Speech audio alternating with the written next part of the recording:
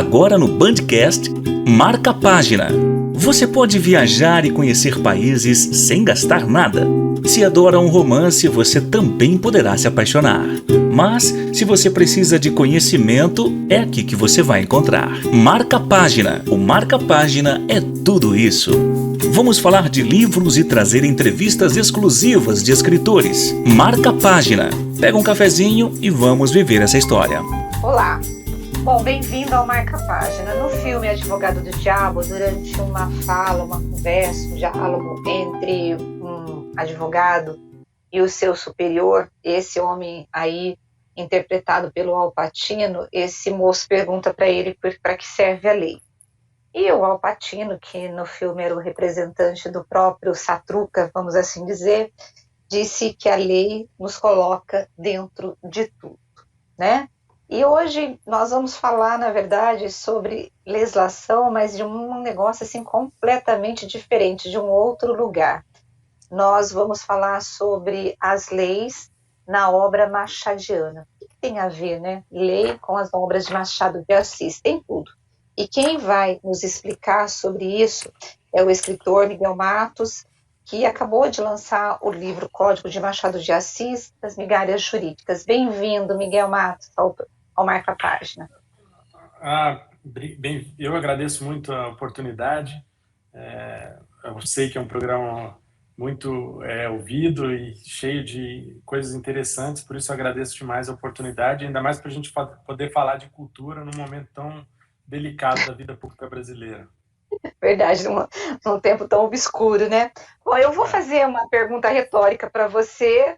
Primeiro, por que você decidiu escrever sobre Machado de Assis? Mas a pergunta retórica é o seguinte: para que serve a lei? Boa pergunta. Eu resolvi escrever sobre o Machado de Assis, primeiro porque eu sou um admirador da obra do Machado de Assis e leio há muito, desde pequeno, lia, como muita gente também lê. Mas eu fui fazer um trabalho em 2008, no centenário de morte de Machado de Assis, e descobri uma enormidade porque a gente lê um livro e vê um personagem jurídico é uma coisa, mas quando a gente lê 10 livros do Machado de Assis e encontra um monte de personagem jurídico, aquilo chama atenção, claro. E aí eu resolvi começar a fazer já em 2008 esse trabalho. E aí na pandemia, esse trabalho ficou meio guardado e eu sempre querendo rever. E agora com a pandemia não tinha o que fazer e eu achei que eu ia ficar maluco dentro de casa. Então eu falei, olha, eu vou me programar, vou ler a obra inteira do Machado de Assis, vou aproveitar esse período para fazer isso. E, assim, não vou dizer, claro, que a pandemia me trouxe uma coisa boa, não trouxe, mas de alguma maneira eu consegui aproveitar esse período ruim da pandemia e consegui focar nessa leitura, nesse trabalho e rever tudo e ficou bem bacana. E agora, sobre... Desculpa. Pode falar. Não, você estava... A importância das leis, né? Para que serve a lei? Né? A lei, na verdade, é uma maneira de regular a vida em sociedade. E ela deve ser feita de acordo com a sociedade. Mas, às vezes, ela é feita por pessoas e não pela sociedade. E aí é que geram os problemas, e o Machado de Assis trata disso muito bem. Por que na obra machadiana, ou melhor, por que a obra machadiana ela está envolta com esse universo jurídico? Você conseguiu na sua pesquisa perceber por que ele escrevia tanto, ele trazia tantos juízes, desembargadores e a lei para dentro da obra dele? O Machado de Assis, na verdade, era um que a gente pode chamar de rábula. Ele não exercia a advocacia, mas ele entendia muito dos assuntos jurídicos. Primeiro porque acho que era uma vocação dele, ele entendia das leis, entendia dos princípios, e depois porque era a convivência que ele tinha. Todos os escritores na época, a maioria dos escritores da época, eram todos formados em direito. Então ele convivia com esse núcleo de pessoas formadas em direito. Depois ele foi funcionário público, um dado que às vezes as pessoas não conhecem, durante 40 anos. E como funcionário público, o ofício dele, na verdade, era dar pareceres jurídicos. Ele atendia advogados, recebia advogados, então esse era o universo dele, era o universo que ele conhecia muito bem. E ele podia trabalhar os personagens de uma maneira interessante, como de fato ele trabalha, né? No seu livro, você, na verdade, pesquisou aí os 10 romances, a coletânea de poemas e também as crônicas do Machado de Assis. Dentro desses personagens jurídicos, o que você ressaltaria de interessante? Assim? Quem eram esses personagens? Tem alguém que seja assim, inesquecível? Os personagens, na verdade, eu nunca parei para separar qual Aham, personagem que eu gosto mais. São muitos personagens, são muito interessantes, cada um tem uma aham, peculiaridade. Em geral, Machado de Assis ironiza os advogados. sim. Ele trata com muita ironia porque ele chamava atenção para o fato de que os advogados não eram, eles eram formados, mas não tinham vocação, não exerciam a profissão, eles queriam o diploma, muitas vezes ele coloca isso nos livros, Uhum, muitas vezes o diploma, ele até diz isso em algumas, ele repete essa cena, o diploma era uma relíquia, ficou guardado na lata, porque o diploma antes vinha numa lata, não vinha num canudo, como vem hoje.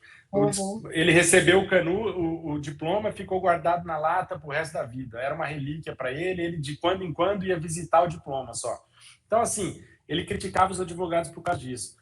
Personagens jurídicos, tem um muito interessante, que logo no começo da obra do Machado de Assis, em Helena, que é bem um exemplo desse tipo de personagem, que é o Dr. Matos. E uhum, esse doutor Matos, ele entendia de botânica, de astronomia, era um delicioso convidado para poder jogar cartas e tal. E aí o Machado de Assis ironiza e fala, olha, e a despeito dele saber um monte de coisa sobre botânica, astronomia e tal, ele ganhou o dinheiro foi com o direito. O direito que ele ignorou até a morte. Ou seja, ele ignorava a ciência jurídica, mas foi com ali que ele ganhou dinheiro. Então é mais ou menos essa é a síntese dos personagens jurídicos do Machado de uhum. Assis. O leitor, o que ele vai encontrar no teu livro quando ele começar a ler? Ele vai encontrar Machado de Assis. Hum, Eu separo os trechos do Machado de Assis. Então, na realidade, das páginas todas, o livro tem 590 páginas, ele vai uhum, ler Machado de Assis. Porque na verdade, faço uma releitura de cada conto e cada romance, só focalizando o aspecto jurídico. Mas para focalizar o aspecto jurídico que o Machado de Assis colocou, eu precisei contar um pouco da história. E eu procuro contar a história do livro, na maioria das vezes, da maneira mais usando as principais frases do próprio Machado de Assis. Eu sou, na verdade, um jornalista, uhum, eu faço um trabalho de edição no Migalhas, que é um site uhum, jurídico. A gente edita, transforma em pequenas notas. O que eu fiz, uhum, mais ou menos, foi editar o Machado de Assis. Eu transformei um livro em 4 páginas. É isso. uhum. E as pessoas vão entender o livro, é isso. E o Machado de Assis, assim, em alguns contos, né, ele trazia algumas questões que, para a época, eu acho que era até, assim, muito de vanguarda, né? A história do voto feminino, a liberação dos puteiros, desculpa, não sei se eu posso falar assim com você, mas a Claro que liberação pode. dos prostíbulos, né? É, Ah. esse Machado de Assis, ele era um cara mesmo que não era conservador, ele conseguia enxergar, né, essa exclusão que as pessoas passavam na sociedade. É impressionante isso, né? Assim, ele começa as crônicas dele, essas partes estão nas crônicas, né? Ficou Uhum, interessante as crônicas, porque as crônicas são, na realidade, talvez a parte mais chata para ler do Machado de Assis. Por quê? Porque ele fala sobre assuntos factuais. Como a gente não sabe uhum, do que ele está falando, fica muito difícil de ler. Então não fica uma coisa. É diferente de ler um conto, que é saboroso, tem uma história, começo, meio e uhum, fim, de ler um pedaço que eu não sei do que ele está tratando.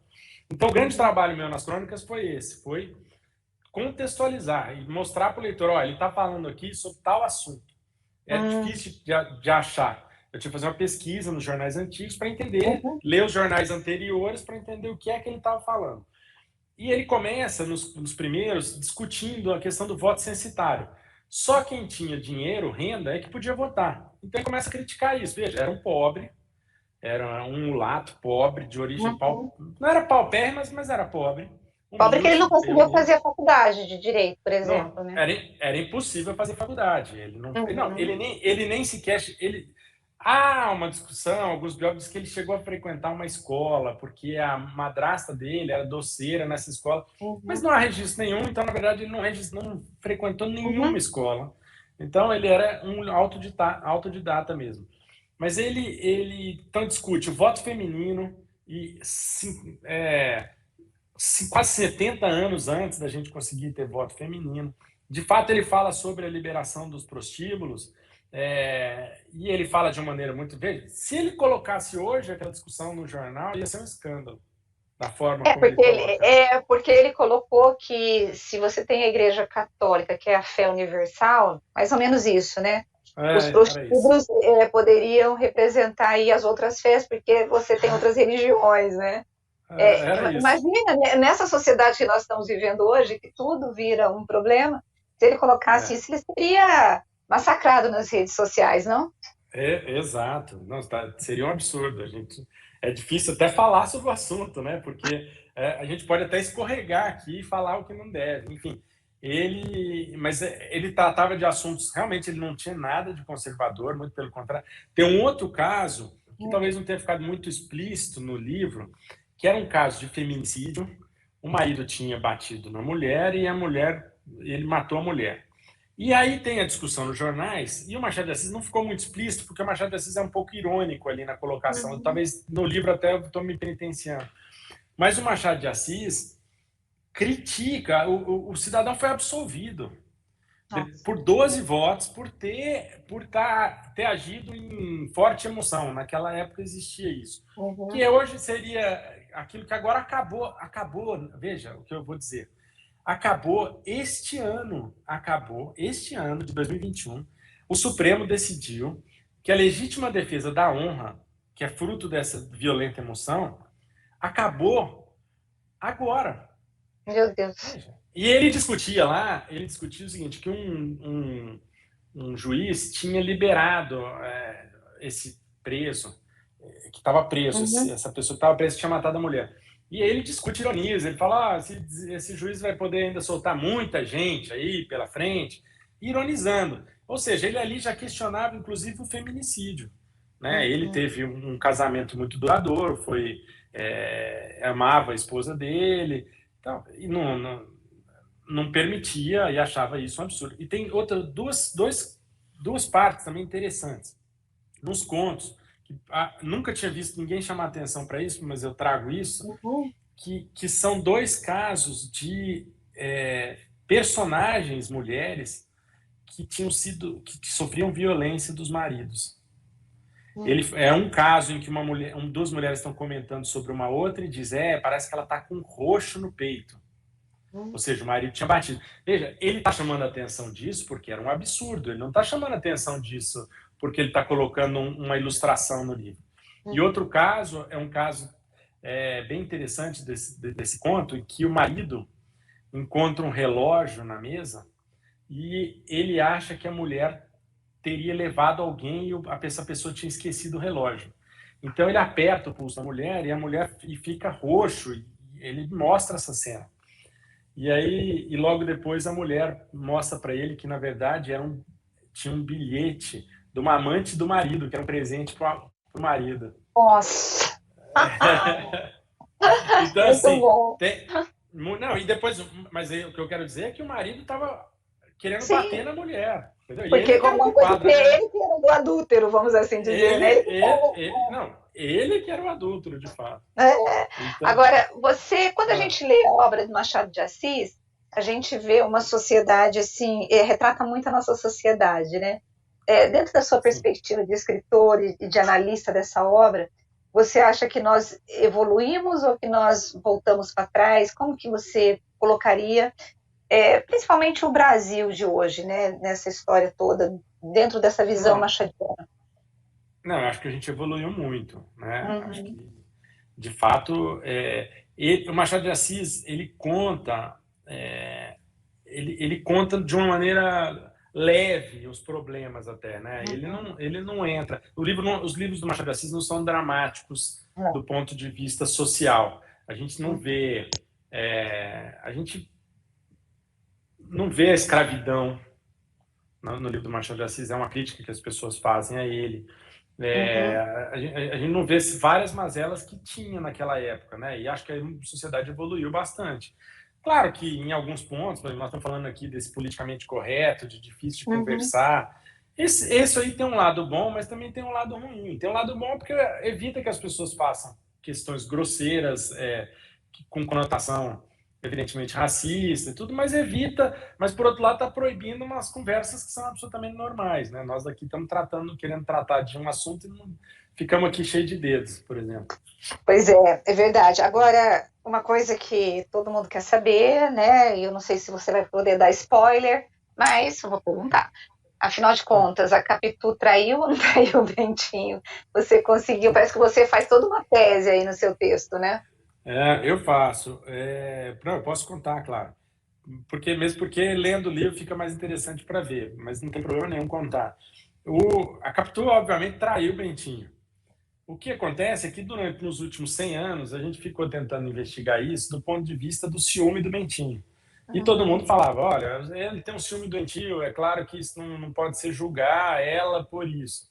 De fato, primeiro que nós não podemos julgar ninguém e a traição já não é mais um motivo de Uhum. discussão moral. Então, nós não estamos discutindo a questão moral.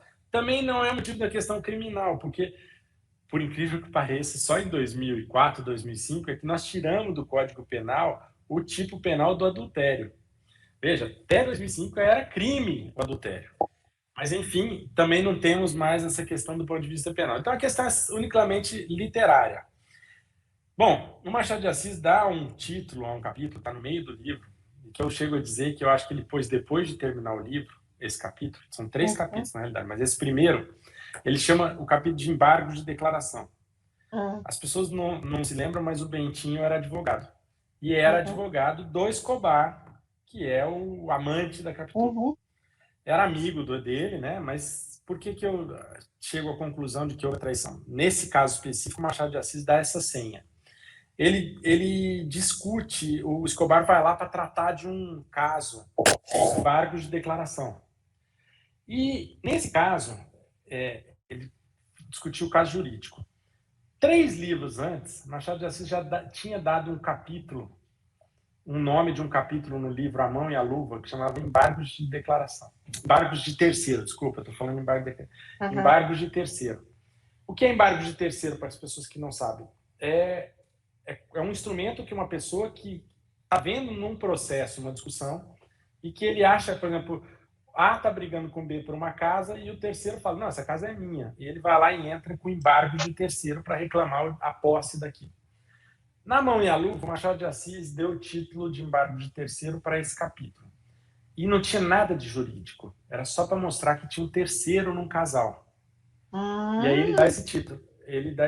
Quando ele faz esse mesmo título no Dom Casmurro, não é à Uhum. toa. Não é a questão jurídica. O Machado de Assis não era tão superficial assim para querer trazer uma questão jurídica apenas. Não, a questão não era jurídica. Aquilo era uma metáfora por uma discussão que era a posse da Capitu, que era a posse, entre aspas, claro, a discussão da posse da Capitu. O capítulo até tá cheio de senhas assim no capítulo. Ele vai para o teatro e aí ele volta mais cedo e dá de cara com o Escobar na casa dele. Então já tem uns mistérios no capítulo. E o título Embargo Terceiro é a prova de que ele estava lá tratando de outra coisa. Então, não tem dúvida. Capitu traiu o Bentinho. Puxa vida, olha, que legal. E assim, enquanto eu estava conversando com você, a obra de Machado de Assis é uma obra que está sempre nos vestibulares das principais universidades, né? O teu livro, ele é para um público em geral? Ele serviria para poder trazer um novo olhar para esse estudante sobre a obra do Machado de Assis? O que você pretendeu, na verdade?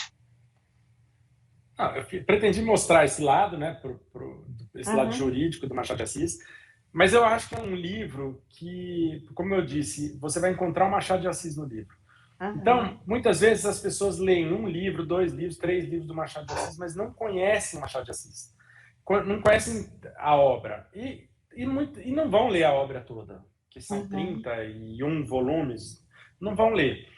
Então, eu recomendo, se a pessoa quiser ler a obra inteira do Machado de Assis, basicamente basta ler esse livro. A pessoa vai ter uma noção completa de quem foi Machado de Assis na crônica, no teatro, na poesia, nos contos e nos romances. E com isso ela vai poder ter um apanhado geral, e quando ela encontrar um livro do Machado de Assis, um conto ou um livro, ela vai identificar e vai conseguir colocar isso num contexto, vai conseguir ler melhor o Machado de Assis. Eu acredito que é uma boa maneira de conhecer a obra do Machado de Assis é sob esse olhar jurídico, que na verdade é o olhar dele, né? Não era o meu olhar, é o olhar dele. Quando você terminou o livro, você já disse que já lia Machado de Assis, né? Você terminou o livro gostando mais da obra e gostando mais do escritor? Ou se decepcionou? Como que foi essa tua relação? Porque você teve uma relação com ele nesse tempo todo de Covid.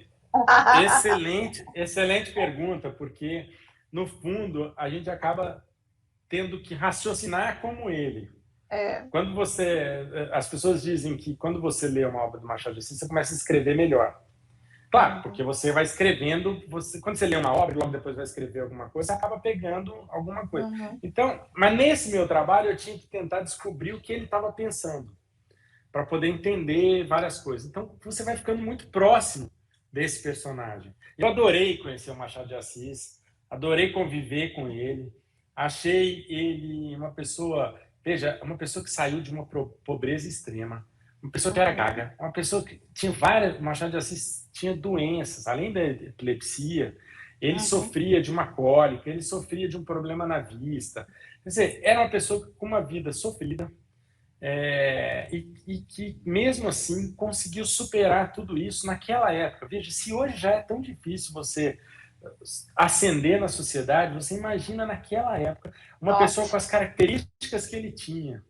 E, no entanto, ele conseguiu vencer, ser uma pessoa benquista. Veja, Machado de Assis morreu glorioso, que é coisa rara nos escritores, porque os escritores, às vezes, não morrem... depois.